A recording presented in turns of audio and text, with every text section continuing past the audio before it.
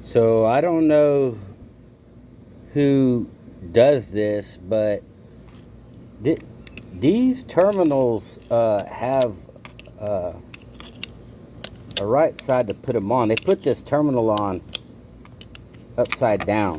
I guess they hammered it on there or something. But